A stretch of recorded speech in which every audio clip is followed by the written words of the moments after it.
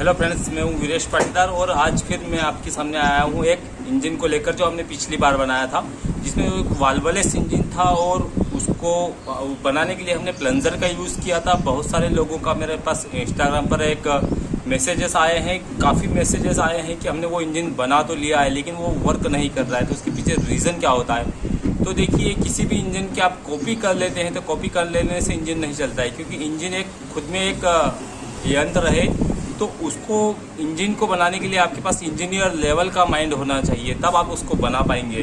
तो अगर आपने उसकी कॉपी कर ली है तो वो बिल्कुल नहीं चलेगा, क्योंकि इंजन के इंजीनियरिंग तरीके से चलता है।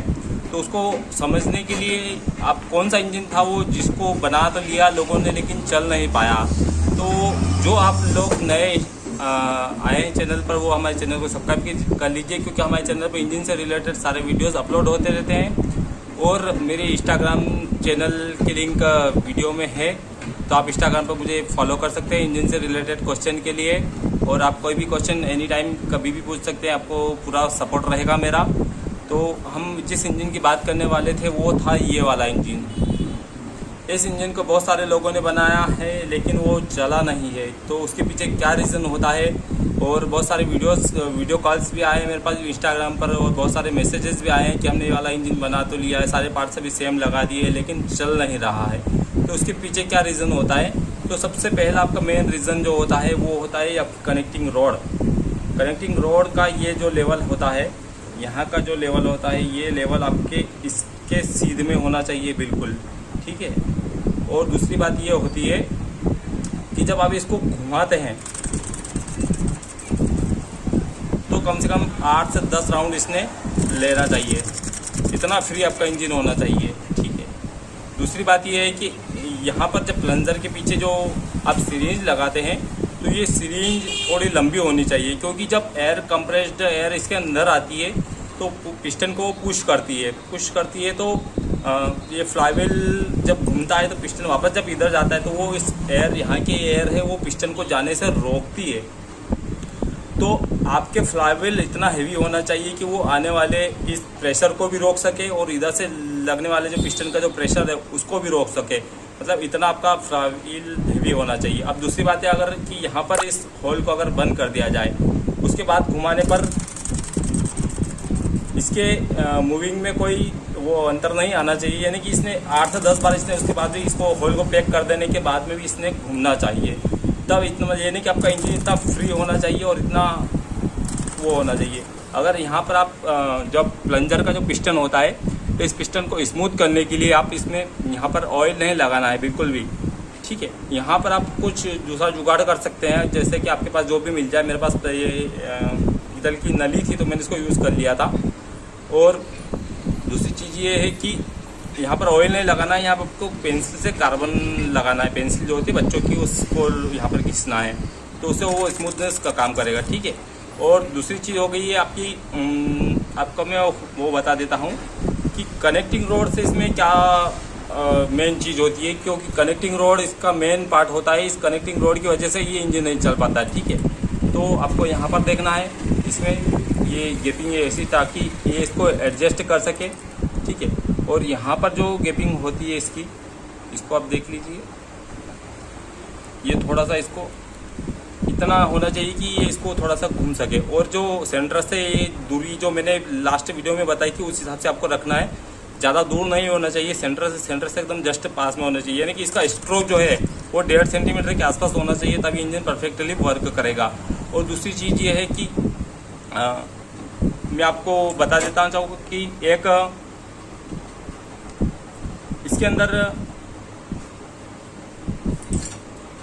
आपका जो होल है ये मेन महत्वपूर्ण कारण होता है।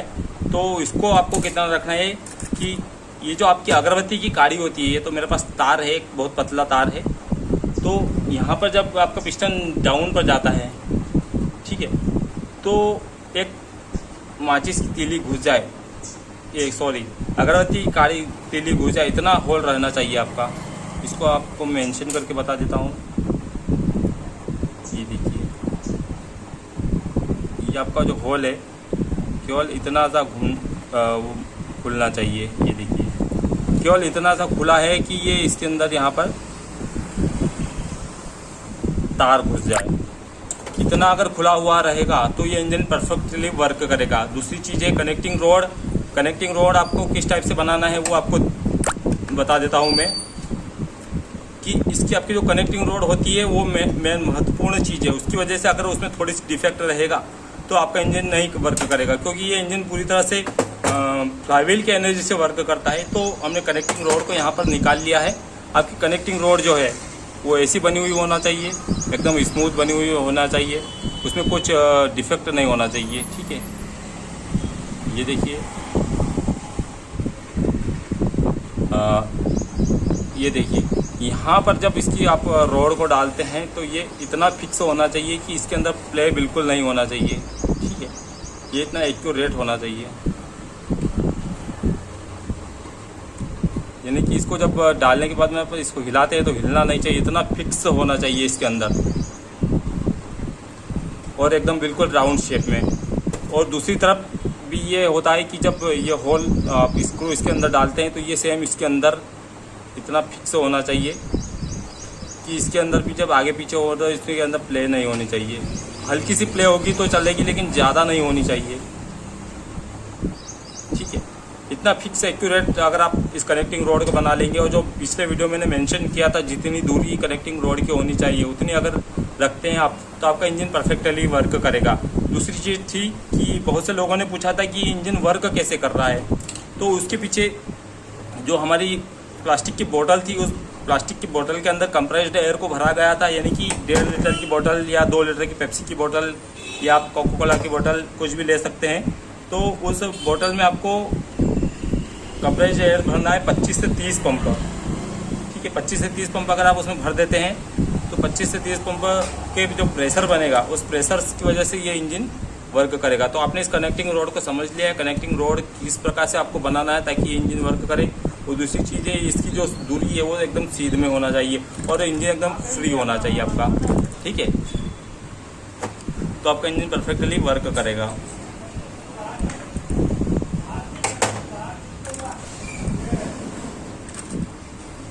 अगर इसमें थोड़ा सा आपका इंजन टाइट चल रहा है तो ये आपका इंजन वर्क नहीं करेगा, तो इसको आपको फ्री रखना है एकदम।